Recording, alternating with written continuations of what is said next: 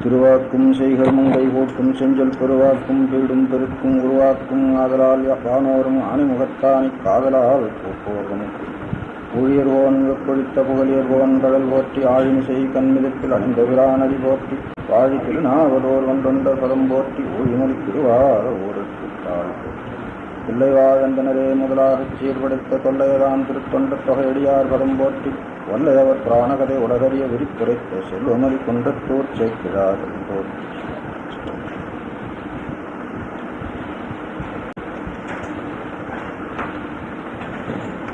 அன்பர்களே, சென்ற வகுப்பில் திருஞான சம்பந்தமூர்த்தி சுவாமிகளுடைய திருப்பிரமுகரம் பதிகம் தோளுடைய செவியன் என்பது நமது சிந்தனைக்கு எடுத்துக்கொண்டோம். அதை தொடர்ந்து அடுத்த பதிகம் எம்பிரான் என்ற பதிகம்.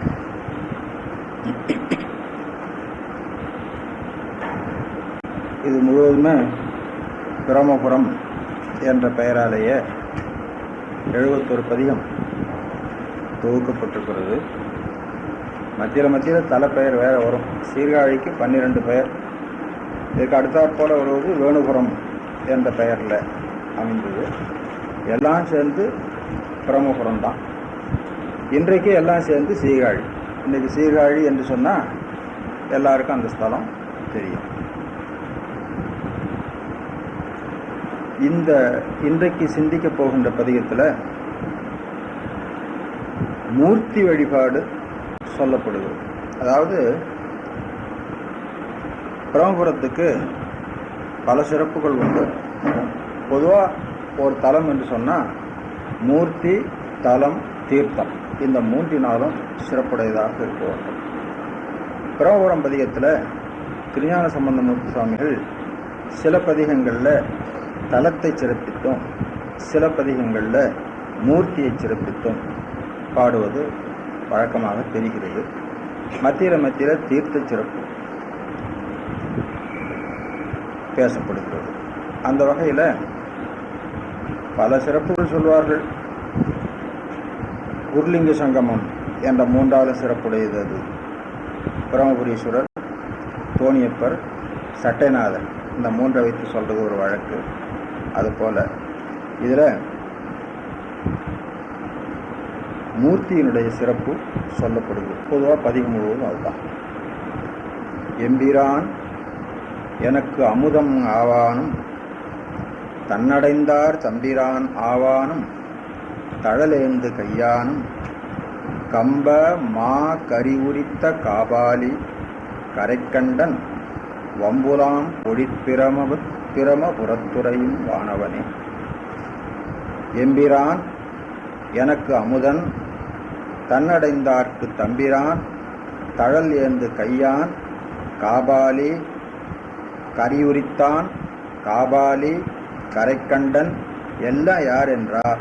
பிரமாபுரத்துறையும் வானவன். இதுதான் இந்த பாட்டில் சொல்லப்படுது. அப்போ பிரமாபுரத்துறையும் பெருமானாகிய அவன்தான் எம்பிரான், எனக்கு தலைவன். இது தன்னை நோக்கியும் தன்னை உள்ளிட்ட அடியாரை நோக்கி எம்பிரான் என்று தன்மை பன்மையில் சொன்னது. அப்போ மற்றவங்களுக்கெல்லாம் இல்லையோ என்றால் அவர்களுக்கும் தான் தம்பிரான். தம்பிரான், தம் என்பது படற்கை, எம் என்பது தன்மை, தம் என்பது படற்கை. எனவே எல்லாரையும் குறித்தது. முன்னின்றாரை எம் என்று உளப்படுத்தி கொண்டார். மற்ற எல்லாரையும் தம் என்ற படற்கையால் சொன்னார். அதுவன்றி தம் என்பதற்கு ஆன்மாக்கள் என்று சொல்வது ஒரு வழக்கம். பிரான் என்று சொன்னால் தலைவன். எனவே தம் பிரான் ஆன்மாக்களுக்கு தலைவன் என்று பொதுவாக சொல்றது ஒரு வழக்கு.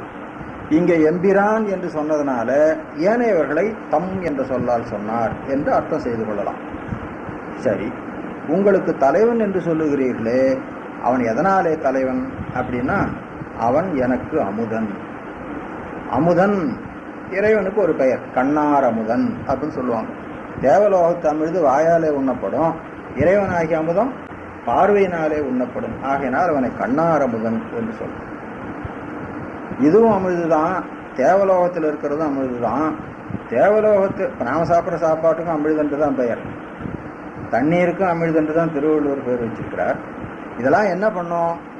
நாம் சாப்பிட்ற சாப்பாடு, நாம் பருகிற தண்ணீர் தான் உடம்பை வளர்க்கும். தேவலோகத்தில் கிடைக்கிற அமிழ்தம் இன்னும் கொஞ்சம் கூடுதலாக வளர்க்கும், அவ்வளோதான். அதுக்கு மேலே அதில் ஒன்றும் பெருமை இல்லை. இறைவன் அதாவது அமிர்தம் உண்டார் சாவாது நிலை பெறுவர் அப்படிங்கிறது ஒரு பொதுவான வழக்குங்க. தேவர்களுக்கு சாவு இல்லையோ? தேவர்களுக்கும் உண்டு, தேவர்களுக்கும் மரணம் உண்டு. அவர்களுக்கு அமரர்னு பேர். அமரர்னா மரணம் இல்லாதவர்கள்னு அர்த்தம்.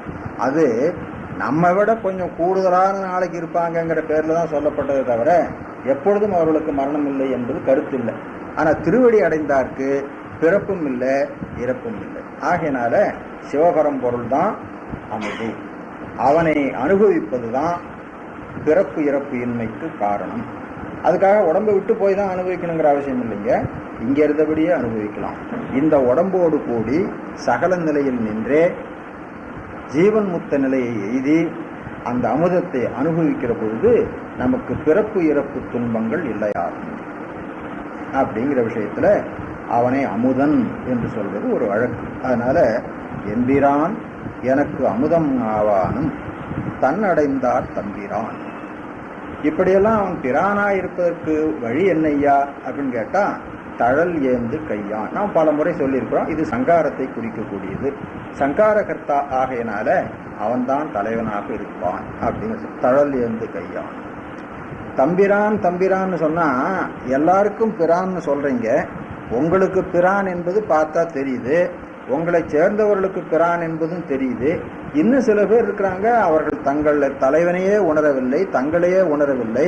அவர்களுக்கும் இவனை தம்பிரான் என்று நீங்கள் சொல்லுவீர்களோ அப்படின்னா அதுக்காக தான் ஒரு வழி வச்சிருக்கிறார். தன் அடைந்தார் தம்பிரான். யார் அவனை அடைந்தார்களோ அவனுக்கு அவன் பிரான். அடையாதவர்களுக்கு அவன் பிரான் இல்லையோ என்றால் அடையாதவர்களுக்கும் பிரான் தான். ஆனால் அடையாதவர்கள் அவனை பிரானாக உணருவதில்லை. உணர்வதில்லை ஆகினால் அவர்களுக்கு பிரான் இல்லை என்று நாம் நினைத்துக் கொண்டிருக்கிறோம். திருவருட்பயன்ல சிவபெருமான் சங்கரன். சங்கரன்னா இன்பம் செய்பவன் பேர். யாருக்கு இன்பம் செய்பவன்? அவனை அடைந்தார்க்கு இன்பம் செய்பவன். இந்த பாதிகத்திலே கடைசியில திருக்கடைக்காப்புல தன்னடைந்தார்க்கு இன்பங்கள் தருவானே. தன் அடைந்தார்க்கு இன்பங்கள் தருவான்னா தன் அடையாதார்க்கு இன்பங்கள் தரமாட்டானோ? அவன் எல்லாருக்கும் இன்பம் தருவதற்காக தான் இருக்கிறான். அடைந்தார் அறிந்து அனுபவிக்கிறார்கள், அடையாதவர்கள் அறிவதற்கும் அனுபவிப்பதற்கும் பக்குவம் இல்லாமல் இருக்கிறார்கள். பக்குவம் வந்த பொழுது அவர்களும் அனுபவிப்பார்கள். ஆகையினால அவன் எல்லாருக்கும் சங்கரன் தான். நலமிலன் நன்னார்க்கு, நன்னினருக்கு நல்லன். அவனை யார் சென்று சேர்ந்தார்களோ அவர்களுக்கு அவன் இனியவனாக இருக்கிறான். சென்று சேராதவர்களுக்கு இனிமை தோன்றாதவனாக இருக்கிறான். அங்கே இனியவன் இனியவன் தான், அவன் அனுபவிப்பதில்லை அதை. அதே திருவருட்பயன்ல இன்னொரு பாட்டு, பால் இனிப்பு தானே, அதுக்கு தித்திக்கும் பால் அடைமொழி. அது சில பேருக்கு கசக்குது. அந்த கசந்தவனுக்கே பிறகு ஒரு காலத்துல இனிக்குது. அப்ப கசந்ததுக்கு காரணம் என்ன, இனிச்சதுக்கு காரணம் என்ன? நாக்கு பித்தத்திலே கடந்த பொழுது கசந்தது, பித்தத்திலே கடந்த நாக்கு திருந்தின பொழுது இனிக்கிறது. அதை போலதான். அப்ப பால் என்றைக்காவது தன்னுடைய சுவையில மாறுமோ? சுவையில மாறுவதில்லை. அதான் தித்திக்கும் பால் தானும் கைக்கும். தித்திக்கும் பாலா இருந்தாலும் கைக்கும். எப்போ? பித்தத்திலே கிடக்கிற பொழுது. பித்தத்தில் தவிர்ந்த பின் இனிக்கும். தித்திக்கும் பால் தானும் கைக்கும், திருந்திடும்னா பித்தத்தில் தான் தவிர்ந்த பின் அப்படின்னு திருவருட்பயன்ல ஒரு பாட்டு. இந்த ரெண்டு பாட்டுமே திருவருட்பயன் தான். ஆக எப்பொழுதும் இறைவன் எல்லாருக்கும் இன்பம் செய்வோம் தான். அவன் யாருக்கும் துன்பம் செய்வதில்லை. துன்பம் செய்வது போல தோன்றுவதும் கூட இன்பத்தின் பொருட்டு தான். அந்த துன்பத்தை கொடுத்தாலொழிய அவர்கள் இன்பத்தை பெறுவதற்கு தகுதியுடையவர்களாக வரமாட்டார்கள். ஆகையினால தன்னடைந்தார் தம்பிரான். யார் யார் அவனை புகழாக அடைந்தார்களோ அவர்களுக்கெல்லாம் அவன் பிரானாக நிற்கிறான் என்று சொன்னார். தழலேந்து கையான். அதுக்கு மேலே அவனுக்கு பகையாக யார் யார் எதை எதை ஏவினாலும் அவை அவனிடத்திலே தோற்றே போகும். தோற்றே போகும் அல்ல, தோற்று அவனுக்கு அது ஒரு ஆபரணமாக ஆய்விடும் அப்படிங்கிற விஷயத்துல கம்ப மா கரியுரித்த காபாலி. கரி உரித்தவன், யானை உரித்தவன். மா கரி கம்ப கரி. கம்பம் என்பது நடுக்கம், பார்த்தாலே அச்சத்தை தோற்றுவிக்கக்கூடிய. எனவே கம்ப மா கரி உரித்த காபாலி. காபாலி கபாலம் ஏந்தியவன். சைவ சமயத்துல உட்பிரிவில் காபாலிகம்னு ஒரு பிரிவு. அந்த காபாலிக மதத்தவர்கள் சடங்குகள்ல, சடங்கு சம்பிரதாயம் இருக்குதுல, அதுல கையிலே மண்டையோடு வைத்து அதிலே பிச்சை ஏற்று உண்டா முத்தி கிடைக்கும்னு சொல்லிக்கிட்டு இருந்தாங்க. அவர்களுக்கு காபாலிக சமயத்தவர் அப்படின்னு பேர். இதெல்லாம் நான் ஒரு தடவை வகுப்புல சொல்லியிருக்கிறேன். திருவாரூர்ல, காஞ்சிபுரத்துல இவங்கெல்லாம் பரவி இருந்தாங்க. நம்ம திருஞான சம்பந்தர் காலத்துல தான் இதையெல்லாம் ஒழுங்குபடுத்தி சைவம் என்ற ஒரு நிலையில கொண்டு வந்தாங்க.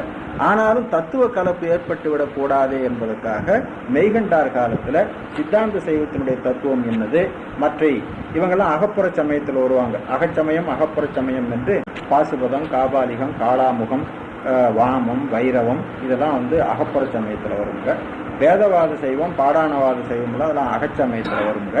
இத தத்துவ வேறுபாடுகள் இருக்குது. அந்த படி வழியில கொண்டு அகப்புற சமயம் 6, அகச்சமயம் 6, அதுக்கு மேல செய்வோம், எல்லாம் சேர்த்து செய்வோம் தான் அந்த நிலை கொண்டு வந்தாங்க.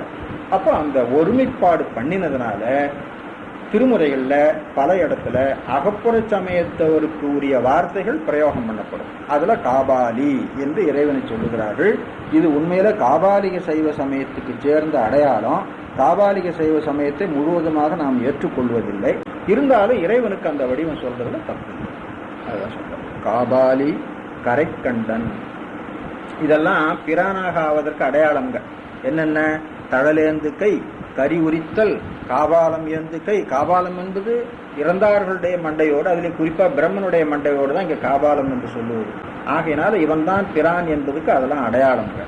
கரைக்கண்டன் இவனெல்லாம் யாருன்னு கேட்டா பிரமபுரத்துறையும் வானவன்.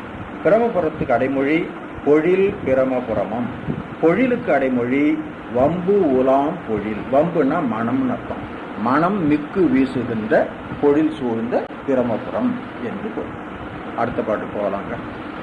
தாம் என்றும் மனம் தளரா தகுதியராய் உலகத்துக்கு ஆம் என்று சரண் புகுந்தார் தமை காக்கும் கருணையினான். மேல பாட்டுல தன்னடைந்தார் தம்பிரான்னு சொன்னார் இல்லையா, அதே விஷயம் இங்க வருது பாருங்க. சரண் புகுந்தார் தமை காக்கும் கருணையினான். அவனை யார் சரண் என்று புகுந்தார்களோ அவர்களை அவன் பிறவி துன்பத்திலிருந்து காப்பாற்றுவான். சரண் புகுந்தார் தமை காக்கும் கருணையினான். அவனை விட்டுட்டு நீங்க மாயா காரியமாகிய போகங்கள் தான் நமக்கு ஆகும்னு போனீங்கன்னா பிறப்பில ஈடுபடுத்துவான். அவன் தான் நமக்கு சரணாவான் என்று போனா அவன் இன்பத்திலே திருவடியிலே ஈடுபடுத்துவான். அதனால சரண் புகுந்தார் தமை காக்கும் கருணை. சரண் புகுந்தவர்கள் என்ன கருத்திலே சரண் புகுகிறார்கள்?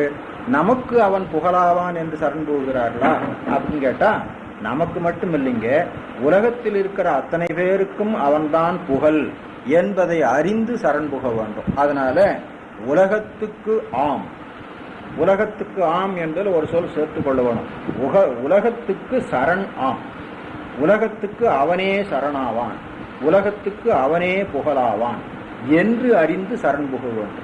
அதனால எனக்கு மட்டுமல்ல, உங்களுக்கு மட்டுமல்ல, எல்லாருக்குமே அவன் தான். இந்த குறிப்பு படத்தான் எம்பிரான் என்றும் தன்னடைந்தார் தம்பிரான் என்றும் 2 வகையா அங்கே சொன்னார். அதனால உலகத்துக்கு ஆம் என்று சரண் புகுந்தார். அவர்களுடைய நிலை என்ன தெரியுமோ? தாம் என்றும் மனம் தளரா தகுதியர். வானம் தொடங்கிலன் மண்கம்பமாகிலன் அப்படின்னு சொல்றோம் இல்லையா, அத போல எது எவ்வாறு நடந்தாலும். அதனால தாம் என்றும் மனம் தளரா. அவங்க யாரு என்று கேட்டா நம்ம சைவ சித்தாந்தத்தை எடுத்துக்கொண்டா ஜீவன் முத்த நிலையை அடைந்தவர்கள். அவர்கள் எங்கெழிலின் ஞாயிறு அப்படின்னு இருப்பாங்க. எங்கெழில் ஞாயிறமென்று குறைவின்றி கங்குல் பகல் நெற்றில் சிவபரம்பொருளையே தரிசித்துக் கொண்டிருப்பார்கள். ஆகினால் அவர்களுக்கு உலகத்திலே தோன்றுகின்ற உட்பாதங்கள் முதலியன பொருள் இல்லை.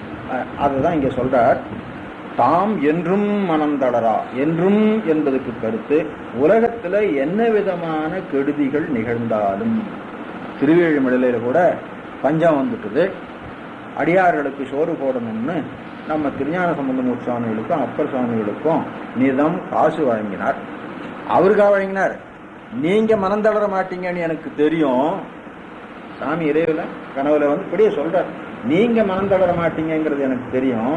ஆனா உங்களை வழிபட்டு வருபவர்களுக்கு பெயர் துடைக்க வேணுமே, அதுக்காக உங்களுக்கு காசு கொடுக்குறேன் அப்படின்னு சொல்லி. அப்போ இறைவன் திருவருளிலே கலந்து நின்றவர்கள் உலகத்திலே நிகழ்கின்ற நிகழ்ச்சிகளினாலே பாதிக்கப்பட மாட்டார்கள்.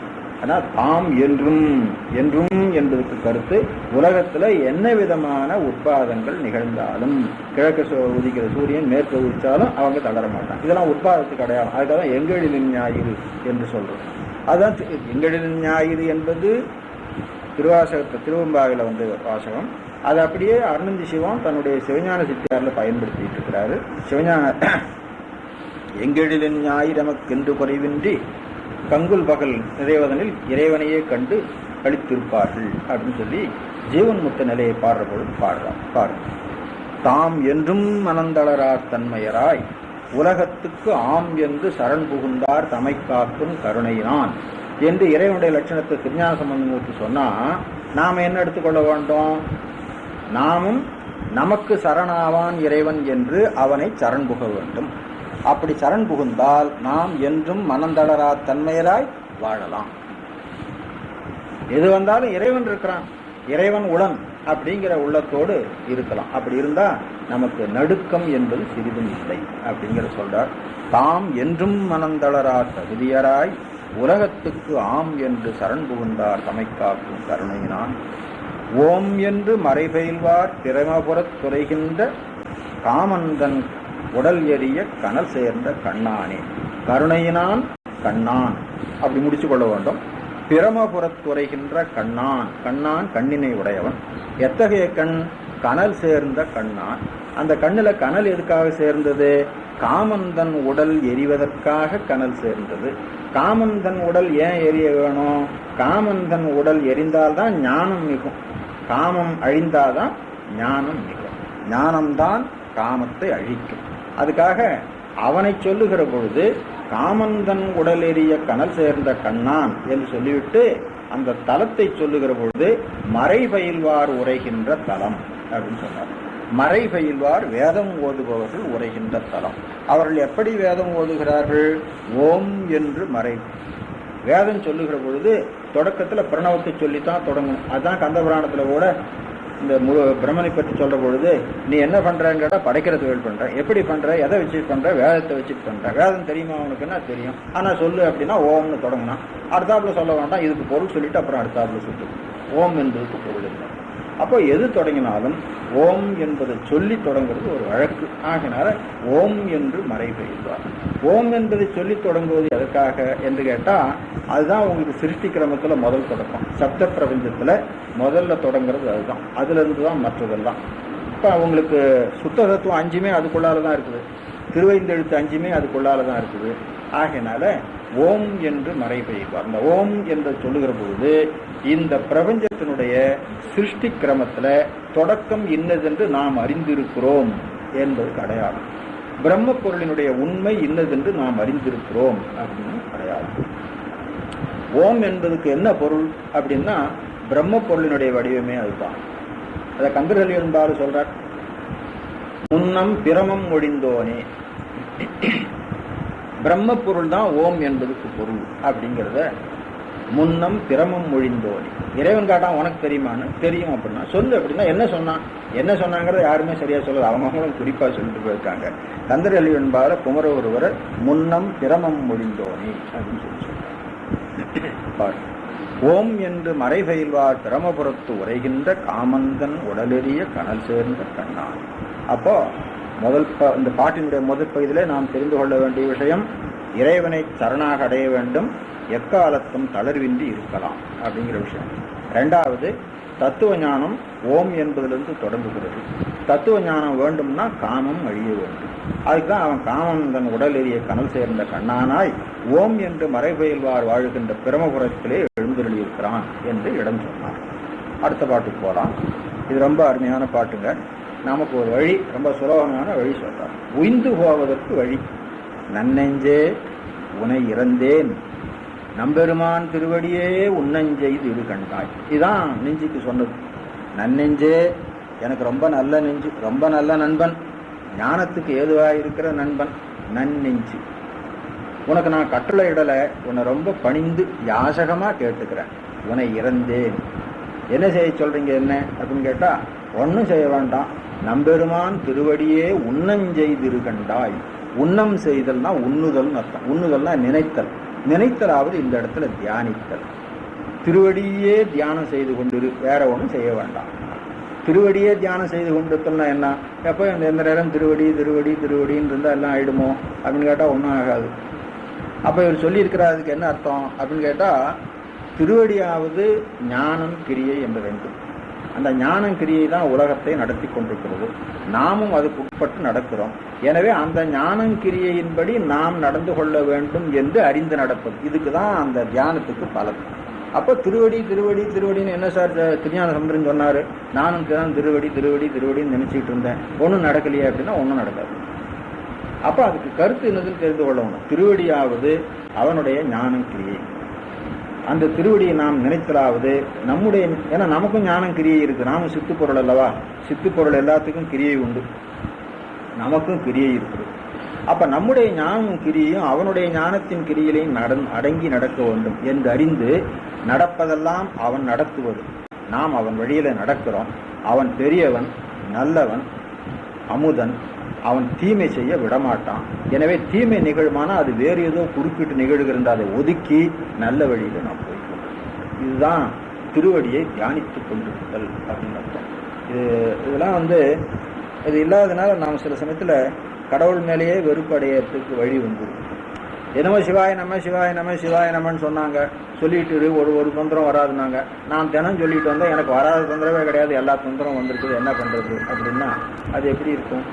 அப்ப சிவாய நம என்பதனுடைய பொருள் என்னன்னு அறிந்து அதை சொல்லி அந்த வழியில நடந்தால் அல்லவா தீங்கு வராமல் இருக்கும். அப்படி நடக்காவிட்டா தீங்கு வரத்தானே செய்யும். அதனால நன்னெஞ்சே உனையிறந்தேன், நம்பெருமான் திருவடியே உண்ணஞ்செய்திருகண்டாய், உய்வதனை வேண்டுதிய. உய்தல், உய்தல்னா பிழைத்து போதல். எதிலிருந்து பிழைத்து போதல்? கண்மபோகத்திலிருந்து பிழைத்து போகணும். ஏன் கண்மபோகம் இருந்தா என்ன? கண்மபோகம் இருந்தா திரும்பவும் பிறப்பு வரும், பிறப்பு வந்தா திரும்பவும் இறப்பு வரும். அப்ப இதுல இருந்து மீளவே முடியாது. அப்ப கண்மபோகத்திலிருந்தும் அது காரணமாக வருகின்ற பிறப்பு இறப்புகளிலிருந்தும் உய்ந்து போவதை, உய்ந்து போதல்னா பிழைத்து போதல் அப்படின்னு அர்த்தம். நாம் செய்கின்ற செயல்ல 3 செயல் இருக்குதுங்க.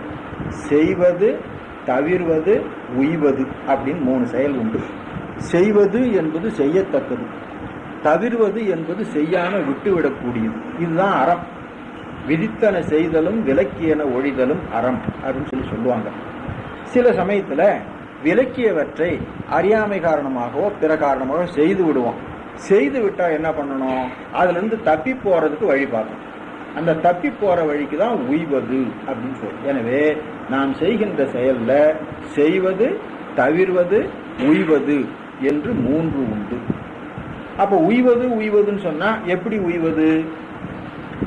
அவங்கள பிடிச்சி இவங்கள பிடிச்சி பிறருடைய உதவியினாலே, யாருடைய உதவி அங்கிருந்து தான் வந்தாகணும். ஆகினால முதல் பாட்டில இருந்தே நமக்கு சொல்லி இருக்கிறார், அவன்தான் நமக்கு பிரான், அவன்தான் நமக்கு புகழாவான் என்று அறிந்து அதிலே நீங்க நடப்பீர்களேயானால் அதிலிருந்து உய்ந்து போவதற்குரிய வழி கிடைக்கும். ஆகினால உய்வது உய்வது என்பது உலகத்திலே இருப்பவர்கள் எதையோ நினைத்துக் கொண்டிருப்பார்கள். அவைகளெல்லாம் உய்வதற்குரிய வழியாக ஆகாது. இறைவனுடைய திருவடியை சதா சிந்தித்துக் கொண்டிருப்பதே உய்வதற்கு வழி என்று உய்வதனை வேண்டுதியேல் நம்பெருமான் திருவடியே உண்ணஞ்செய்திருகண்டாய். அன்னஞ்சேர் பிரமபுரத்து ஆரமுதை மேல பாட்டுல படித்தோம், எமக்கு அமுதனாவான் என்று. அது அங்கே ஆரமுது. ஆரமுது என்பதுக்கு 2 உரைங்க. அரிய அமுது, அரியனா கிடைத்தற்கரிய. இன்னொரு உரை ஆறுகின்ற அமுது. ஆறுதல்னா உண்ணுதல். ஆறா அமுதுன்னு சில இடத்துல சொல்லுவாங்க. ஆறா அமுது என்பது உலகத்து அமுது போல உண்ணப்படாதது அப்படிங்கிற கருத்துல. இங்கே உண்ணப்படுவதுன்னு சொல்லி இருக்கிறாரு. எப்படி? அதான் கண்ணாரமுதன். திருவாசகத்தில் நீங்க கேள்விப்பட்டிருக்கீங்க, கண்ணாரமுதன். அந்த ஆரமுது தான் இங்கே சொல்லப்பட்டது. அன்னஞ்சேர் பிரமபுரத்து ஆரமுதை எப்போதும் பன் அம் சீர் வாயதுவே பார் கண்ணே பரிந்திடவே. பன் அம் சீர் வாயதுவே, முதல்ல நெஞ்சுக்கு ஒரு வேண்டுதல் போட்டார். நன்னெஞ்சே உனையிறந்தேன் நம்பெருமான் திருவடியே உன்னஞ்செய்து கண்டாய். அப்புறம் வாய்க்கு ஒரு வேண்டுதல் உடனுமே வாய்க்கு ஒரு வேண்டுதல் சொன்னார். அம் சீர் பண் வாயதுவே வாயே அம் சீர் பண் அவனுடைய அழகிய சிறப்புகளை எல்லாம் சொல்லுவாயாக. பண்ணுதல் அப்படின்னா சொல்லுதல் அர்த்தம். சொல்லுதல்னா ஒரு தரம் சொல்லுதலுக்கு பண்ணுதல் அர்த்தம் இல்லைங்க, திரும்ப திரும்ப சொல்லுதலுக்கு பண்ணுதல் அர்த்தம். உலக வழக்கத்திலும் கூட பண்ணி பண்ணி பேசுறான் அப்படின்னு சொல்லுவாங்க. பண்ணுதல் என்று ஒன்றையே திரும்ப திரும்ப சொல்லி கொண்டிருப்பதுக்கு தான் அப்படி பேர். அதை இலக்கியத்துல பாரித்தல் அப்படின்னு சொல்லுவாங்க. பாரித்தல் என்று திருவள்ளுவர் ஆட்சி பயனில பாரித்துரைக்கும் உரை, பாரித்துரைக்கும் உரைன்னு திரும்ப திரும்ப சொல்லிக்கிட்டே இருக்கிறது. அதுபோல அதை பண்ணுதல் என்று. எனவே இறைவனுடைய சீர் புகழ்களை நீ பண்ணுக, எப்பொழுதும் சொல்லிக்கொண்டே இருக்க. அப்புறம் கண்ணே பார் அவனுடைய திருவுருவை பார்த்து கொண்டிருப்பாயாக. அப்புறம் பரிந்திட பார் அவனிடத்திலே அன்பு உண்டாகும்படியாக பார், அவனுக்கு உன்னிடத்திலே அன்பு உண்டாகும்படியாக பார். பரிந்திட பரிவு உண்டாகும்படியாக. யார் யாரிடத்துல பரிவு காட்டுவது? நாமும் அவனிடத்துல அன்பு செலுத்துகிறோம், அவனும் நம்மிடத்துல அன்பு செலுத்துகிறான். நாம் அவனிடத்துல அன்பினாலே பார்க்கிறோம், அவனும் நமக்கு அன்பினாலே அருள் செய்கிறான். எனவே பரிந்திட பரிந்திட என்று ரெண்டு பேருக்கும் வச்சுக்கணும். அப்போ நெஞ்சுக்கு ஒரு வேண்டுதல் சொன்னார், வாய்க்கு ஒரு வேண்டுதல் சொன்னார், கண்ணுக்கு ஒரு வேண்டுதல் சொன்னார். இந்த மூன்றினாலும் கிடைப்பது என்ன என்றால் பரிவு, இறைவனுக்கு நம்மேல் உண்டாகின்ற பரிவு. அப்போ நாம் சதா அவனுடைய திருவுருவையை பார்த்து கொண்டும் அவனுடைய திருப்புகழ்களையே பேசிக்கொண்டும் அவனுடைய திருவடியை சிந்தித்து கொண்டும் இருந்தால் அவனுக்கு நம்மேல் பரிவு உண்டாகும். அந்த பரிவினாலே நம்மை பற்றி இருக்கின்ற துன்பங்கள் எல்லாம் நீங்கும் அப்படிங்கிற விஷயத்த இந்த பாட்டில் சொன்னார். ரொம்ப நல்ல பாட்டு. உயிர்ந்து போவதற்கு வழி சுருக்கமாக சொல்லுங்கன்னு இந்த பாட்டை சொல்லி கொடுத்துட்டு இதான் ஏன் வழி நீங்க செய்துட்டுருங்கன்னு சொல்லிடலாம். அடுத்த பாட்டுக்கு பாருங்க. சானாளின்றி மனமே சங்கைதனை தவிர்ப்பிக்கும் கோன் ஆளும் திருவடிக்கே கொழுமலர் பூ எத்தனையும் தேனாளும் பொழில் பிரமபுரத்துறையும் ஈவனனை நான் ஆளும் நன் நியமம் செய்து அவன் சீர் நவின்றேத்தே. மேலே பாட்டில் சொன்னதுதான் திரும்பவும் வற்புறுத்தி இந்த பாட்டில் சொல்றார். உங்களுக்கு முன்னவே சொல்லியிருக்கிறேன், பதிகம் என்று சொன்னால் ஒரே விஷயம் 10 பாட்டில் வரும் அப்படின்னு. அந்த மாதிரி மேலே பண்ணும் சீர் வாயதுவே சொன்னார் இல்லையா, அதை வற்புறுத்தி சொல்லுகிறார் இந்த பாட்டில். மனத்துக்கு சொல்றார், நீ சந்தேகப்படாதே. எதுதான் சந்தேகம்? நமக்கு சாவு உண்டோ இல்லையோ, சாவு உண்டோ இல்லையோ அப்படின்னு சந்தேகப்படாத. திருவடியை நினைத்தா சாவு இல்லை. அப்படின்னா திருவடியை நினைத்தவங்களாம் சாகலியோ அப்படின்னா, சாதல் என்பதுக்கு கருத்து உங்களுக்கு சொல்லியிருக்கேன். மீண்டும் பிறப்புக்கு காரணமாக செத்தாதான் சாதல். மீண்டும் பிறப்புக்கு காரணம் இல்லாம திருவடி அடைபவர்களுக்கும் உடம்பு நீங்கும். திருவடி அடைபவர்களுக்கும் ஏதாவது ஒரு வகையில உடம்பு நீங்கும். உடம்பு நீங்குவதெல்லாம் சாதல் இல்லை, மீண்டும் பிறப்புக்கு ஏதுவா செத்தாதான் சாதல். அது திருநாவுக்கரசர் தான் சொல்லியிருக்கிறார். ஏன் பிறந்தான்? சாவதற்கு. ஏன் செத்தான்? திரும்பவும் பிறப்பதற்கு. பிறப்பதற்கே காரணமாய் இறக்கின்றாரே அப்படின்னு. அப்படி பிறப்புக்கு காரணமாகிய இறப்பு உனக்கு வராது, சந்தேகப்படாது. சானால் இன்றி சங்கைதனை தவிர்ப்பிக்கும் கோன். கோன் தலைவன். சங்கைதனை தவிர்ப்பிக்கும் கோன். சங்கைன்னா சந்தேகம், அதனால் எழுவது கேள்வி. சந்தேகம், நமக்கு இறப்பு இருக்குமோ இருக்காதோ, ஏன் சாமி எனக்கு இறப்பு உண்டா இல்லையா, ஆண்டவனே பார்த்து ஒரு வார்த்தை கேட்டு வச்சிருவோமே, அவன் சொல்லிட்டு போறான். அந்த கேள்வியே வராது, சந்தேகமே வராது. சானால் இன்றி உன்னை ஆளுகின்ற கோன் அவன். சானால் இன்றி உன்னை ஆளுகின்ற கோன். ஆகையினால மனமே திருவடிக்கே கொழுமலர் பூ. எத்தனையும் திருவடிக்கே கொழுமலர் பூ. எத்தனையும் எவ்வளவு பூவுங்க, உனக்கு எவ்வளவு கிடைக்குமோ அவ்வளவு. எத்தனையும் எவ்வளவு காலமும் எவ்வளவு பொருளும் எத்தனையும் திருவடிக்கே கொழுமலர் தூவு. தூவுன்னா அரிச்சு தெளிச்சது. ஏனென்றா அவன் கோன், உன்னை ஆளுகின்ற கோன். எப்படி ஆளுகிறான்? சானாளின்றி ஆளுகிறான். நீ சந்தேகப்பட்டு கொண்டு இருக்கிறாய். சந்தேகத்தை தவிர்த்து உன்னை ஆளுகின்ற கோனாக அவன் இருக்கிறான். ஆகையினால சானாளின்றி மனமே சங்கை இதனை தவிர்த்திக்கும் கோன் ஆளும் திருவடிக்கே கொழுமலர் தூ எத்தனையும் கொழுமலர் தூ. மேலும் சொல்லுகிறார், தேன் ஆளும் பொழில். தேன் ஆளும் என்று பொருள் தெரியும், வண்டு. தேன் ஆளும் பொழில், வண்டுகள் தனக்கு உரியதென்று ஆட்சி செய்கின்ற பொழில். பொழில்ல மலர்கள் நிறைய இருக்கு, தேன் நிறைய இருக்குது. வண்டுகள்லாம் இது என்னுடையது, இது உன்னுடையது, என்னுடையது வந்து ஒன்று உரிமை பாராட்டித்தன். அதனால தேன் ஆளும் பொழில் பிரமபுரத்துறையும் தீவனனை நாளும் நன்னியமம் செய்து அவன் சீர் நவின்றேத்தே. நாவே விழி, ஏன்னா பின்னால ஏத்துன்னு முன்னில கட்டளை கொடுக்கிறார். அதனால நா என்பதற்கு நாவே ஏத்து, நவின்று ஏத்து.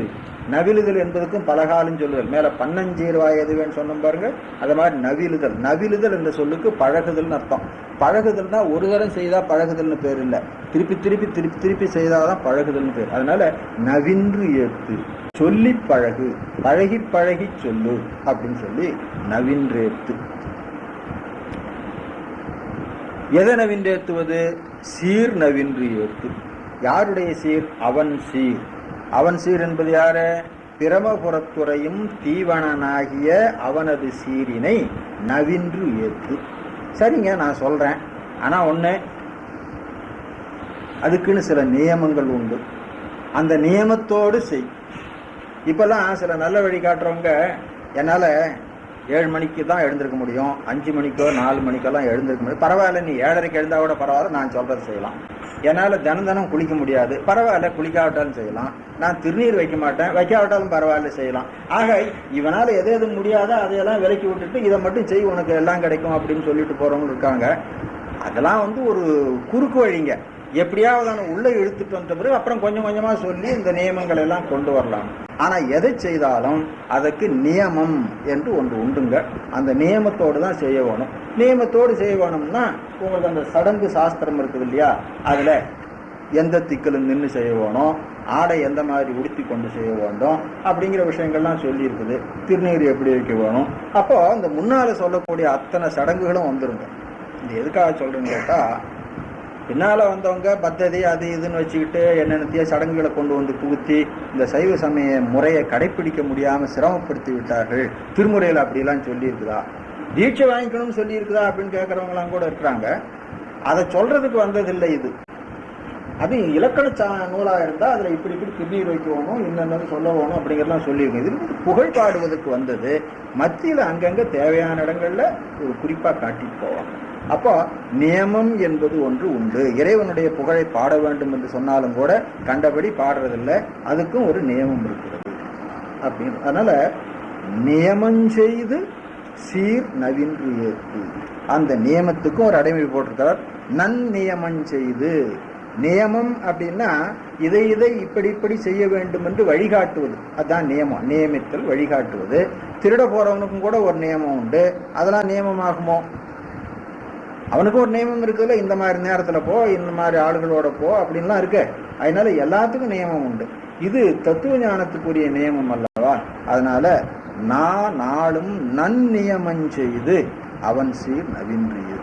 அப்ப இந்த பாட்டுல நியமம் உண்டு, அவனுடைய புகழை பாட வேண்டும். அப்படி பாடுபவர்களுக்கு இறப்பு உண்டா இல்லையா என்ற சந்தேகமே தேவையில்லை. இல்லை என்று உறுதியாக சொல்லலாம். அவன் இறப்பினை நீக்கி அவனை ஆட்கொள்வான். ஆட்கொள்ளுகின்ற தலைவனாக அவன் இருக்கின்றான். எனவே அவனுடைய சீரினை நவின்றி ஏற்றி அவனுடைய திருவடியின் கண்ணே எவ்வளவும் மலர் தூவி வழிபாடு செய்க அப்படிங்கிற விஷயத்த இந்த பாட்டுல சொன்னார். அடுத்த பாட்டு, கண்ணுதலான் வெண்ணீற்றான் கமழ்சடையான் விடையேறி பெண் இதமாம் உருவத்தான். பெண் இடமாம் உருவத்தான் பாடல, பெண் இதமாம் உருவத்தான். இதம் என்பது நன்மை. நன்மை செய்கின்ற பெண்ணாகிய உமையம்மையோடு கூடிய உருவத்தை உடையவன் என்று அர்த்தம் பண்ணி கொள்ள வேண்டும். ஏன்னா அந்த எதுகை அப்படியே வருது. கண்ணுதல், விண்ணுதல், எண்ணுதல் வருது. ஆனால் மத்தியில பெண்ணிடமாம் உருவத்தான் என்று பாடம் போடுறதுக்கு வழி இல்லை. ஆனால் சாதாரணமாக பெண் இடமாம் உருவத்தான், இடப்பாகத்திலே உமையம்மையை உடைய உருவம் உடையவன் என்று சொல்லலாம். இந்த இடத்துல இடம் என்ற அர்த்தம் இல்லை, இதம் என்றுதான் அர்த்தம். அது ஞாபகம் வச்சுக்கணும். கண்ணுதலான், வெண்ணீற்றான், கமல் சடையான், விடை ஏறி. கண்ணுதலான் மாற்றிக்கொள்ளவன், நுதற்கண்ணான், நெற்றியின் கண்ணே உடைய கண்ணை உடையவன். பெண் இதமாம் உருவத்தான், பிஞ்சகன் தலையிலே அணிந்திருக்கின்ற அலங்காரம், அதுக்கு பிஞ்சகம் பேர். பேர் பல உடையான், இதான் எல்லாருக்கும் தெரியும், பேராயிரம் பரவி என்று சொல்றான். விண்ணுதலா தோன்றிய சீர் பிரமபுரம். விண்ணுதலா தோன்றிய சீர் பிரமபுரம். பிரமபுரம் பூவுலகத்துல தான் இருக்கிறது, பெரும் புகழுடையது. விண்ணுலகத்தில் உள்ளவர்களும் கூட இதை கருதுவார்கள். நுதலுதல்னா கருதுதல் தான்.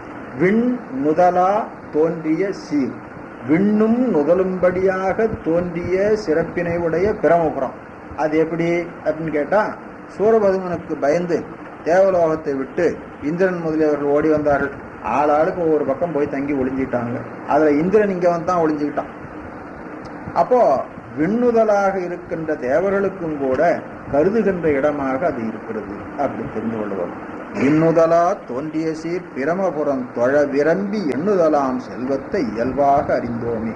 இந்த ஒரு பெருமிதம் சொல்றார். மேலே பாட்டுல நமக்கு சொன்னார், அவன் எம்பிரான் தம்பிரான், தன் அடைந்தார்க்கு தம்பிரான் அப்படின்னு சொன்னாரு. அவனுடைய புகழைப்பாடு, அவனுடைய திருவடியை மலர் தூவி தொழு, அவனை எப்பொழுதும் நினைத்து கொண்டிரு, தியானித்துக் கொண்டிரு என்று சொன்னார். இந்த அறிவு கிடைச்சது, இதுக்கு மேல நமக்கு என்னையா கிடைக்கும்? இவன் தான் எனக்கு தலைவன் என்று அறிந்தோமே, இதுக்கு மேல நமக்கு என்ன கிடைக்கும்? இவனை வழிபட வேண்டும் என்று அறிந்தோமே, இதுக்கு மேல நமக்கு என்ன கிடைக்கும்? இவனை வழிபடுவதனாலே சானால் உண்டோ இல்லையோ என்ற சங்கையை தீர்த்து நம்மை ஆளுகின்ற போனாக அவன் இருப்பான் என்று அறிந்தோமே, இதுக்கு மேல நமக்கு எனக்கு என்ன வேண்டும் அப்படிங்கிற பெருமிதத்தை இந்த பாட்டுல சொல்றார். அறிந்தோமே. எதனை அறிந்தோம்? செல்வத்தை அறிந்தோமே. எப்படி அறிந்தோம்? இயல்பாக அறிந்தோமே. அதுதான் நமக்கு இயல்பு என்று அறிந்தோம். அந்த செல்வம் நமக்கு இயல்பு என்று அறிந்தோம். என்ன செல்வம் அது? தொழ விரும்பி எண்ணுதல். ஒரு சுவை அதுல என்னன்னா, தொழுதலை கூட செல்வம்னு சொல்லல, தொழுவதை விரும்புவதை கூட செல்வம்னு சொல்லல, விரும்புவதற்கு எண்ணினாங்க பாருங்க, அதுவே செல்வம்.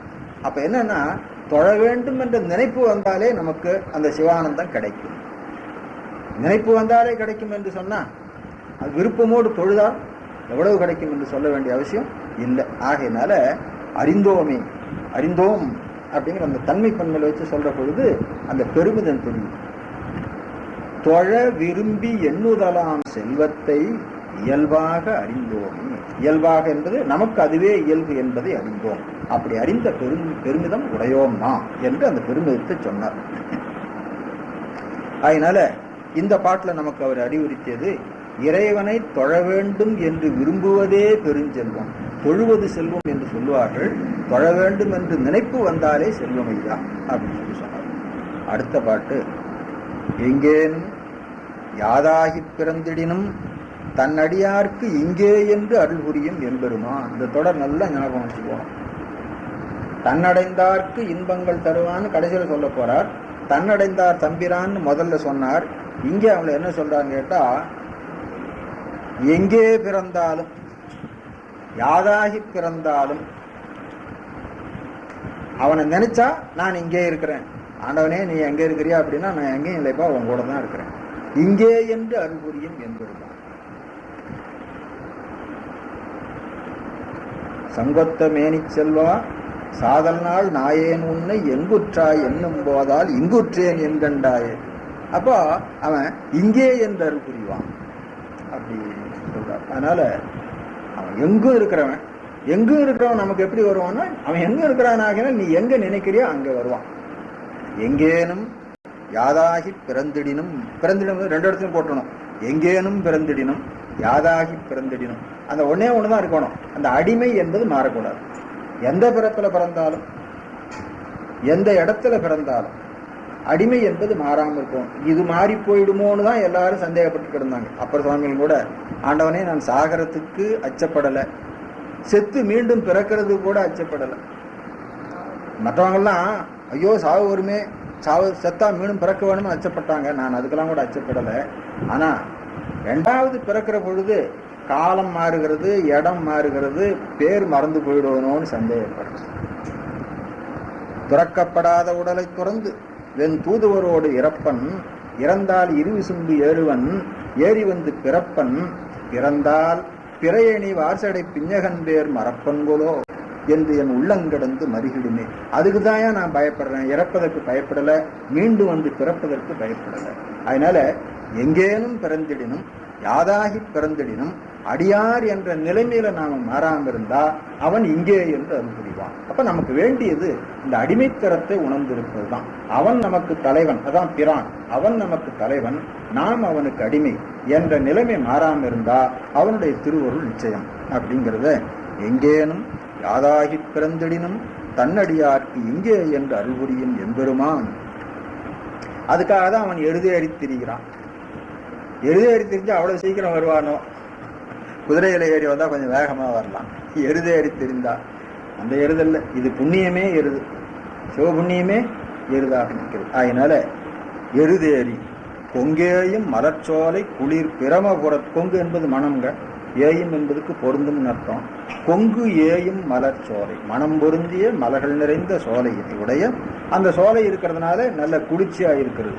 குளிர் பிரமபுரத்து உரையும், இந்த ஸ்தலமே ரொம்ப குளிர்ச்சியா இருக்குதுன்னா அங்கே இருக்கிற இறைவனை வழிபட்டா பிறவி வெப்பம் நீங்கி குளிர்ச்சி உண்டாவதற்கு ஏதாவது சந்தேகம் வருமோ? வருவதுக்கு வழி இல்லையே. அதனால இந்த ஸ்தலத்துக்கு போடுற அடைமொழி, இப்போ இந்த மாதிரி அடைமொழி தானுங்க கருத்துடைய அடைமொழின்னு சொல்றது. ஒரு பொருளுக்கு அடைமொழி போட்டு அந்த அடைமொழியினாலே ஒரு விளக்கத்தை சொல்லுவதுன்னு சொன்னா, காலையில் சொன்ன பாருங்க, கருத்துடைய அடைமொழி. உடம்படு குணத்தல் என்பது வேறு, கருத்துடைய அடைமொழி என்பது வேறு. அந்த விளக்கத்துல ஒரு கருத்துடைய அடைமொழி மாதிரி எழுதிட்டார். அதான் தப்புன்னு சொன்னார்.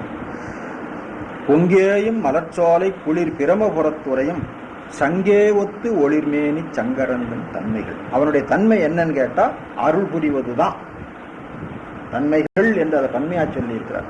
அருள் புரிவதுதான் அவனுடைய தன்மை அப்படின்னு சொல்லியிருக்கார். சிலையது வெஞ்சிலையாக, முதல்ல இருக்கிற சிலைக்கு மலைன்னு பேருங்க, ரெண்டாவது இருக்கிற சிலைக்கு வில்லுன்னு பேரு. ஒரே சொல்ல ரெண்டு பொருளை பயன்படுத்தி, சிலையது மலையாகிய அதுவே வெஞ்சிலையாக கொடிய வில்லாக. திரிபுரத்தை அழிக்க போன காலத்துல படைகள்லாம் கொண்டு போனார் இல்ல, மேருமலையைத்தான் வில்லாக கொண்டு போனார். அதனால சொல்ற சிலையது வெஞ்சிலையாக திரிபுரம் 3 எரி செய்த இலை நுனை வேல் தடக்கையன். வேல் என்பது இந்த இடத்துல சூலத்தை உணர்த்துவது, முருகப்பெருமானுக்குரிய வேலத்துல முத்தலை சோளத்தை உணர்த்துகிறது. இலை நுனை, இலை என்பது இந்த தட்டையா இருக்கிற மாதிரி செய்யறது, அதனால இலை அப்படின்னு. இலை நுனை வேல் தடக்கையன் ஏந்திழையாள் ஒரு கூரன் அலைபுனல் சூழ் பிரமபுரத்து அருமணியை, அலைபுனல் சூழ் பிரமபுரத்து அருமணியை அடிபணிந்தால் நிலையுடைய பெருஞ்செல்வம் நீடுலகில் பெறலாமே. மேல பாட்டுல என்ன சொன்னார்? அந்த அடியார் என்ற தன்மை மாறாம இருக்கும்னு சொன்னார்ல, அந்த அடிமைத்தன்மை மாறாம இருந்தா நிலையுடைய பெருஞ்செல்வம் பெறலாம். நிலைத்த பெருஞ்செல்வம் யாது? சிவானுபூதி ஆகிய செல்வம் தான் நிலைத்த பெருஞ்செல்வம். ஏனைய செல்வங்கள் எல்லாம், ஏனைய செல்வங்களால் என்பது தேவர் உலகத்து சொர்க்க போகம் முதலிய செல்வங்களோட நிலையுடையதல்ல. எனவே நிலையுடைய பெருஞ்செல்வம் பெறலாம். அதுக்கு மத்தியில நீடுலகில் பெறலாம் அப்படின்னு ஒரு போட்டிருக்கார். அது என்ன தெரியுதுன்னு கேட்டா, ஐயா நிலையுடைய பெருஞ்செல்வம் பெறலாம்னு சொல்றீங்க, அது நிலையுடைய பெருஞ்செல்வம்னா சிவானந்தானுபூதி அப்படின்னு சொல்றீங்க. அது இந்த உடம்பை விட்டு திருவடிக்கு போய் சேர்ந்த பிறகு இல்லையா கிடைக்க போகுது? இந்த உடம்போடு இந்த உலகத்துல இருக்கிற காலத்துல எனக்கு கிடைக்கணும், அது எப்படி கிடைக்கும் அப்படின்னா, இந்த உலகத்துல இந்த உடம்போடு இருக்கிற காலத்திலேயும் அந்த நிலையுடைய பெருஞ்செல்வம் கிடைக்கும். அது என்னது? அதான் ஜீவன் முத்த நிலை. முத்த நிலையில 2 நிலை உண்டுங்க. ஜீவன் முத்த நிலைன்னு ஒண்ணு உண்டு, பரமுத்த நிலைன்னு உண்டு. ஜீவன் முத்த நிலைக்கும் பரமுத்த நிலைக்கும் என்ன வித்தியாசம் கேட்டா, ஜீவன் முத்த நிலையில இந்த உடம்பு இருக்குது, பரமுத்த நிலையில இந்த உடம்பு இல்லை, அவ்வளவுதான். அந்த பரமுத்தி அனுபவம் தான் இங்கேயும் கிடைக்கும். பரமுத்தி அனுபவம் என்பது 3 விட்டது தானே. இவன் உடம்போடு இருந்தும் கூட 3ஐயும் விட்டுத்தானே இருக்கிறான். 3 என்பது ஆணவம் கண்மம் மாயை, மும்மலமும் விட்டுத்தான் இருக்கிறான். மும்மலமும் விட்டு திருவடியே பற்றாக நிற்கிற பொழுது அவனுக்கு வேறு துன்பம் வருவதற்கு வழி இல்லை. எனவே சிவானந்தானுபூதி என்பது உடம்பை விட்டு பெறக்கூடியதில்லை, உடம்போடு கூடி இருக்கிற காலத்திலேயும் பெறலாம். அப்போ இந்த இடத்துல ஜீவன் முத்த நிலையை அவர் குறிப்பிடுகிறார். ஜீவன் முத்த நிலையில இருக்கிறவன் அனுபவிப்பது திருவடியின் அனுபவமே ஆகும். அதுக்கும் இதுக்கும் வித்தியாசமே இல்லை அப்படிங்கிற விஷயத்தை சொல்லியிருக்கிறார். எரித்த மயிர் வாழறக்கன் வெற்பெடுக்க, இதுக்கெல்லாம் பொருள் சொல்ல வேண்டியதில்லை. செந்நிறமா இருப்பானால எரித்த மயிர் வாழறக்கன் போட்டுட்டார். எரித்த மயிர் வாழறக்கன் வெற்பெடுக்க தோளொடு தாள் நெறித்தருளும் சிவமூர்த்தி நீரணிந்த மேனியினான். இது ராவணன் கையில எடுத்த காலத்து கைலை மலையில நெசிக்கிறது சொல்றார். நீரணிந்த மேனியினான் உரித்த வரி தோளுடையான் உரை பிரமபுரந்தன்னை தரித்த மனம் எப்போதும் பெறுவார்தாம் தக்காரே. தக்கார் என்பவர் யார்? தக்கார் என்பதுக்கு திருவள்ளுவர் ஒரு லட்சணம் சொல்லியிருக்கிறார். தக்கார் தகவல் இருந்து அவரவர் எச்சத்தால் காணப்படும் அப்படின்னு சொல்லி, அப்புறம் எச்சத்தால் காணப்படும் என்பது தகராறான உரையெல்லாம் உண்டு. எச்சம்னா என்னன்னு கேட்டா மக்கள்னு ஒரு கருத்து. எச்சம் என்பது மக்கள் மட்டுமல்ல, அவனுக்கு பிறகு எஞ்சி நிற்கிறது எது எதோ அதெல்லாம் எச்சம் தான். அவனுக்கு பின்னால என்ன எச்சம் இருக்குதோ அதை பார்த்தா அவன் தகுதி உடையவனா வாழ்ந்தானா இல்லையாங்கிறத முடிவு பண்ணப்படும் அப்படின்னு பண்றவங்க உண்டு. அது எப்படியோ போகட்டுங்க. நீங்க சைவ சித்தாந்த நிலையில, தத்துவ நிலையில, பக்தி மார்க்கத்துல, அதெல்லாம் சொன்னது உலகியல் மார்க்கத்துல வச்சுக்கணும். பக்தி மார்க்கத்துல தக்கார் என்பது யார் அப்படின்னு கேட்டா தரித்த மனம் உடையார். தரித்தல் தாங்குதல் அர்த்தம். தரித்தல் என்பதுக்கு இன்னொரு பொருள், எதை சுமந்து கொண்டு வேண்டும்? பிரமபுரந்தன்னை தரித்த. பிரமபுரந்தன்னை தரித்தன அது அவ்வளவு பெரிய ஸ்தலமா இருக்குது, அதை எப்படியா மனசுல தாங்கிட்டு இருக்குன்னா நினைக்கிறது தான் சொல்றார். தியானிக்கிறத தரித்தல். அப்ப நெஞ்சுக்கு ஆபரணம் என்ன? நெஞ்சுக்கு ஒரு அணிகலன் வேணும்னா என்ன? பிரமபுரத்தை சிந்திப்பது தான் நெஞ்சுக்கு அணிகலன் அப்படிங்கிறத இந்த தரித்த மனமுடையவர் அப்படிங்கிற சொல்லாட்சியில நமக்கு பயன்படுத்தி காட்டார். பிரமபுரந்தன்னை தரித்த மனம் எப்போதும் பெறுவார். ஏதோ கொஞ்ச நேரத்துல எல்லா வேலையும் முடிச்சுட்டு கொஞ்ச நேரம் இருக்கிற பொழுது சிவசிவான்னு நினைப்போம். எல்லா நேரம் வேலையும் முடிச்சு கொஞ்ச நேரம் இருக்கிற பொழுது பிரம்மபுரத்தை நினைப்போம். அப்படி இல்லை, எப்போதும் நீ எந்த வேலையில இருந்தாலும் சரி அது ஒரு பக்கம் மனதில் இருந்து கொண்டே இருக்கும். அப்படி இருக்குமானா அவர்களை தக்கோர் என்று சொல்லலாம். 2 பாட்டுல தக்கார் இன்னார் என்று இந்த வகையில காட்டியிருக்கிறாருங்க. அடுத்த 10வது பாட்டுலையும் வருது பாருங்க. அடுத்த பாட்டு விட்டு அடுத்த பாட்டுல இது பழக்கமா 8வது பாட்டு ராவணனை பற்றி பாடுற பாட்டு அந்த செய்தி வந்தது. அடுத்து 9வது பாட்டு கரியானும் நான்முகனும் காணாமை காணாதபடி கனலுருவாய் நெருப்பு வடிவமாக அரியான் ஆம் பரமேட்டி. அரியான் அறிவதற்கு அறியவனாயிருப்பவன் பரமேட்டி, பெரியவர்களெல்லாம் சிறந்த பெரியவன், அதனால பரமேட்டி அப்படின்னு சொன்னார். அறவஞ்சேர் அகலத்தான் தெரியாதான். தெரியாதான்னா அவன் ஒன்றும் தெரியாதான்னு அர்த்தம் அல்ல, பிறரால் ஆராய்ந்து அறியப்படாதவன். தெரிதல் என்ற சொல்லுக்கு ஆராய்தல் அர்த்தம்ங்க. தெரிதல் என்ற சொல்லுக்கு ஆராய்தல் என்ற அர்த்தம். எனவே பிறரால் தெரியப்படாதவன், பிறரால் ஆராய்ந்து அறியப்படாதவன், நூல் ஆராய்ச்சியினாலே அறியப்படாதவன் அப்படின்னு அர்த்தம். தெரியாதான் அந்த சொல் நல்லா ஞாபகம் வச்சு கொள்ள வேண்டும். தெரியாதான்னா யாரு தெரியாதான், அவனுக்கு என்ன தெரியாது அப்படிங்கிறதுல. தெரிதல் என்பது இங்கே ஆராய்தல். தெரியாதான் ஆராயப்படாதவன், நூலுணர்வால் ஆராய்ந்து அறியப்படாதவன் என்று பொருள் பண்ணிக்கொள்ளலாம். தெரியாதான் இருந்துரையும் திகழ் பிரமபுரம் சேர உரியார்தாம் ஏழுலகம் உடனாட உரியார். பிரமபுரத்தை சேருவதற்கு உரிமை உடையவர்கள் யாரோ, பிரமபுரத்தை சேருவதற்கு உரிமை உடையவர்கள் யாரு? அங்கதான் நியமம் செய்து அவன் சீர் நினை அப்படின்னு சொல்லி சொன்னார் அல்லவா, அதை போல அந்த நியமம் உடையவர்கள் பிரமபுரத்தை சேர உரியவர்கள். பிரமபுரத்தை சேருதல் அப்படின்னா அந்த ஸ்தலத்தை போய் அடைதல் சேருதல் அல்ல. இந்த இடத்துல சேருதல் என்பதுக்கு சதா நினைத்து கொண்டிருத்தல் அப்படின்னு அர்த்தம். புரிதல் சேருதல் அப்படின்னு 2 சொல்லு திருக்குறள்ல ஆளப்பட்டிருக்கும். புரிதல் எப்பொழுதும் சொல்லுதல் அர்த்தம். சேருதல்னா இடைவிடாது நினைத்தல் அப்படின்னு அர்த்தம். இறைவனடி சேராதார் இறைவனடி சேர்ந்தார்னு வருது இல்லைங்களா, அங்கே சேருதல் என்பது ஒரு இடத்துலேருந்து இன்னொரு இடத்த போய் சேர்றதில்லை, நினைத்தல் தான். அதை போல் இங்கே பிரமபுரத்தை சேருதல் என்பது பிரமபுரத்தை நினைத்தல் அப்படின்னு அர்த்தம். எனவே பிரமபுரம் சேர உரியார், பிரமபுரத்தை நினைக்க உரியார், தியானிக்க உரியார். பிரமபுரம் என்பது பிரமபுரத்தில் எழுந்தருளி இருக்கின்ற இறைவனை, ஏன்னா இந்த பதிகம் முழுவதும் மூர்த்தியை பற்றி சொல்லி கொண்டு வருகிறதுன்னு சொன்னேன். ஆகையினால பிரமபுரம் சேர உரியார் தான் அவர்களுக்கு என்ன கிடைக்கும்? ஏழுலகும் உடன் ஆள உரியார். ஏழுலகையும் ஒன்றாக ஆளுகின்ற ஆட்சி அவர்களுக்கு கிடைக்கும். ஆனால் அவர்கள் அதை விரும்புவார்களோ? அதை அவர்கள் விரும்ப மாட்டார்கள்.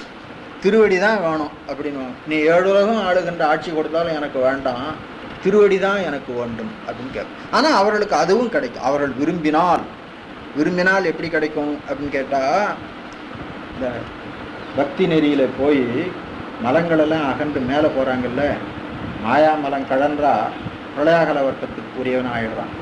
கண்ம மலமும் கழன்றா விஞ்ஞானகல வர்க்கத்துக்கு உரியவனாக இருக்கிறான்.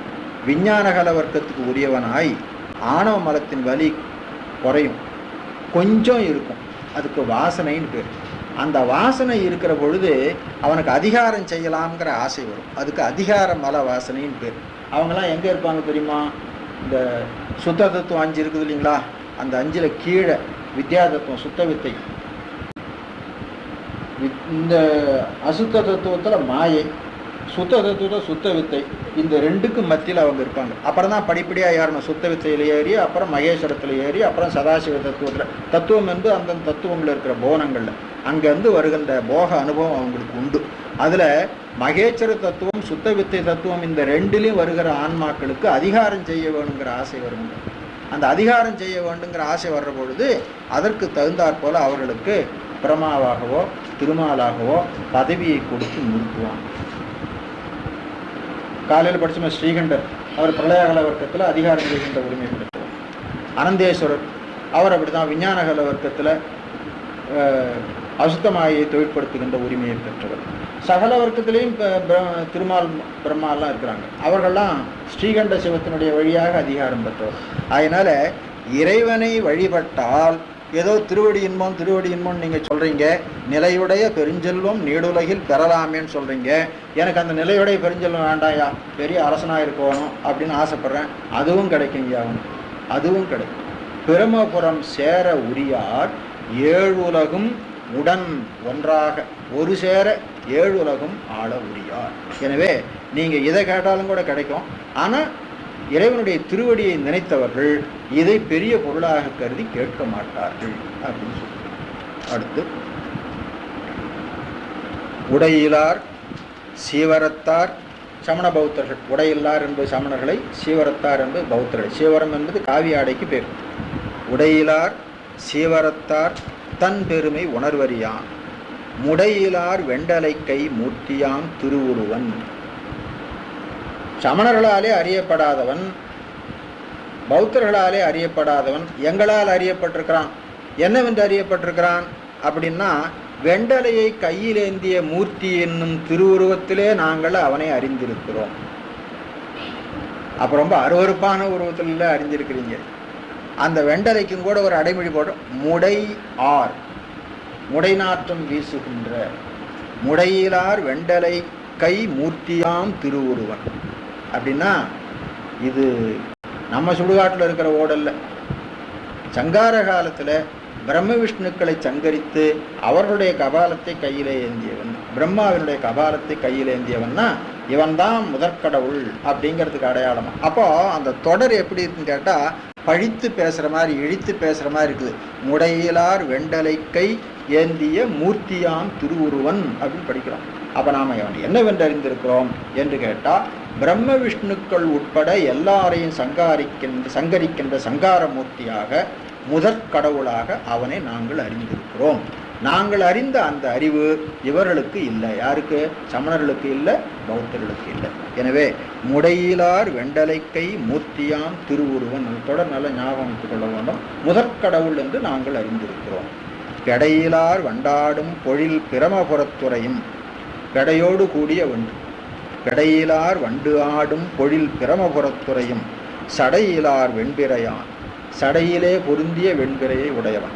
ஆறு என்பதுக்கு பொருந்துதல் அப்படின்னு. ஆறு என்பதுக்கு ஒவ்வொரு இடத்துல ஒரு அர்த்தம் வருங்க. சில இடத்துல அரிய அப்படின்னு அர்த்தம் வரும், சில இடத்துல பொருந்திய அப்படின்னு அர்த்தம் வரும், சில இடத்துல ஆறுதல் உண்ணுதல் அப்படிங்கிற பொருளில் வரும். எந்த இடத்துல எந்த பொருள் வருமோ அந்த பொருளை பார்த்து வைத்துக் கொள்ள வேண்டும். சடையிலார் வெண்பிரையான் தாழ்பணிவார் தக்கோரே. அங்கே என்ன சொன்னார்? பிரமபுரம் தரித்த மனம் உடையார் தக்கார்னு சொன்னார்.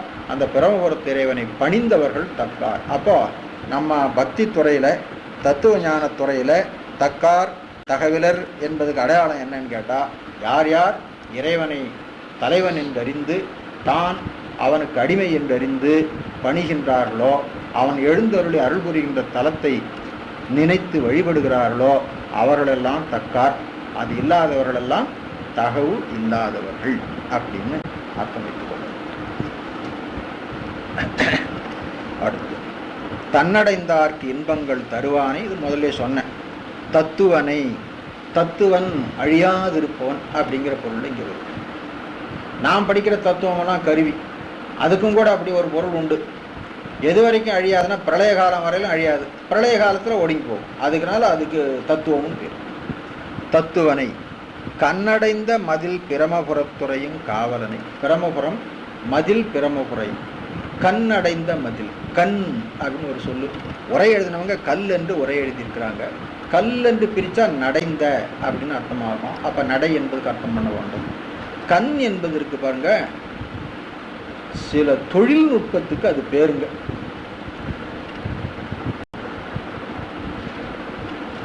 கண் பெரும்பாலும் செம்பு செய்கிறவங்களுக்கு பேர், செம்பு கொட்டிகள் அப்படின்னு சொல்லுவாங்க, செம்பு கண்ணார்கள் அப்படின்னு சொல்லுவாங்க. கண் என்பது ஒரு தொழில் பெயர்கள். பழைய காலத்தில் மின் பின் பன் கண் அப்படின்னு 4 சொல் தொல்காப்பியத்தில் விதி சொல்லப்பட்டிருக்கிறது. அதில் கண் என்பது ஒரு சொல். கண் என்பது தொழில்.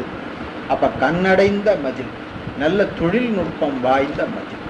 கல் என்று பிரித்தா அப்புறம் நடைன்னு பிரிக்கணும். அப்புறம் நடை என்பதுக்கு அர்த்தம் பண்ணுனா தப்பில்லை. கண்ணடைந்த மதில் பிரமபுரத்துறையின் காவலனை முன் அடைந்தான் சம்பந்தன். சம்பந்தன் முன் அடைந்தான் சம்பந்தன். முன்னடைந்தான், முன்னேயே அடைந்தான். முன்னே என்பது இந்த பிறப்புக்கு வருவதற்கு முன்னேயே திருவடியை மறவாதிருந்தவர் அல்லவா. பண்டு திருவடி மறவா பான்மையர் தமை மறைக்குலத்தோர் கொண்ட தவத்திற்காக கொடுத்தான். அதனால முன்னடைந்தான் சம்பந்தன். அப்புறம் முன்னடைந்தான், எல்லாவற்றையும் பெறுவதற்கு முன்னதாக திருவடியை பெற்றான். அவர் 3 வயசு குழந்தையா இருந்து அப்பாவோடு குளக்கரைக்கு சென்ற இடத்துல இறைவனாலே ஞானம் ஊட்ட பெற்றார் அல்லவா. ஏனைய செல்வங்களையெல்லாம் பெறுவதற்கு முன்னதாக பெற்றது திருவடி. அதனால முன் அடைந்தான், காவலனை முன் அடைந்தான். அவருக்கு எந்த ஸ்தலமும் தெரியாது, எந்த இறைவனும் தெரியாது, அவர் பிறந்த ஊர் இறைவனும் கூட தெரியாது. அவங்க அப்பா அம்மா கூட்டிட்டு போயிருக்கலாம், ஏன்னா அது தவத்தினாலே பிறந்த குழந்தை. ஆகையினால குழந்தைக்கு செய்கின்ற எல்லா காரியங்களும் சிவன் நாமத்திலேயே அவர் செய்து வச்சிருக்கிறார். அங்கெல்லாம் போயிருக்கலாம். அவர் அறிந்து செய்தது பிரமபுரத்து உரைகோன் தான். அதனால முன்னடைந்தான் சம்பந்தன். இந்த அது குறிப்புடைய சொல்லுங்க. முன்னடைந்தான் என்பதுக்கு பண்டே திருவடியை அடைந்தவர் அப்படிங்கிற ஒரு பொருள் உண்டு. எல்லா பெரும்பேரும் பெறுவதற்கு முன்னே திருவடியை பெற்றவர் என்ற ஒரு பொருள். எல்லா தலத்தையும் வணங்குவதற்கு முன்னே ஞானம் பெற்று பிரமபுரத்துறையும் இறைவனை வணங்கினான் அப்படின்னு ஒரு பொருள். அதுதான் இங்கே சரியான பொருள். முன் அடைந்தான் சம்பந்தன் மொழிபத்தும் இவை வல்லார். அங்கே என்ன சொன்னார்?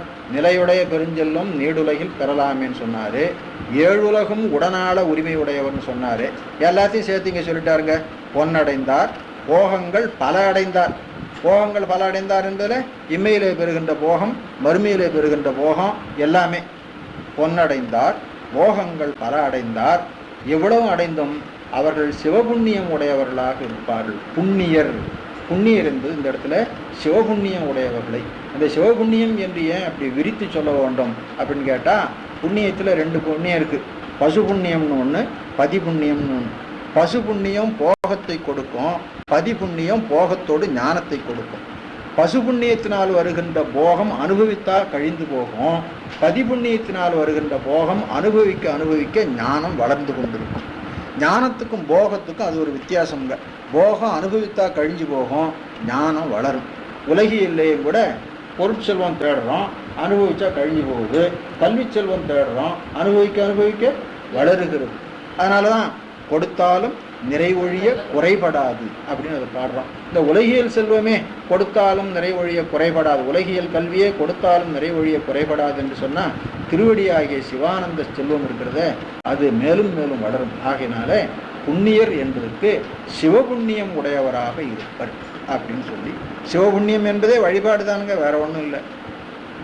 அதனால வழிபாடுன்னா வழிபாட்டை எப்படி செய்கிறோங்கிறத பொறுத்து அது சிவபுண்ணியமாக இருக்குது. நாம் எதையாவது ஒரு பயனை கருதி செய்தால் அது சிவபுண்ணியமாக ஆகாது. அப்புறம் எல்லாரும் செய்கிறாங்க அதுக்காக நாம் செய்கிறோம் அப்படின்னு செய்தால் சிவபுண்ணியமாகாது. அவன் தலைவன், நாம் அடிமை அப்படிங்கிறது உணர்ந்து அவனை வழிபடுவது நமக்கு கடமை என்று உணர்ந்து வேறு எந்த சிந்தனையும் இல்லாமல் வழிபடுதலே சிந்தனையாக செய்தால் அது சிவபுண்ணியமாக ஆகும். அதனால் பொன்னடைந்தார் போகங்கள் பலவடைந்தார் புண்ணியரே என்று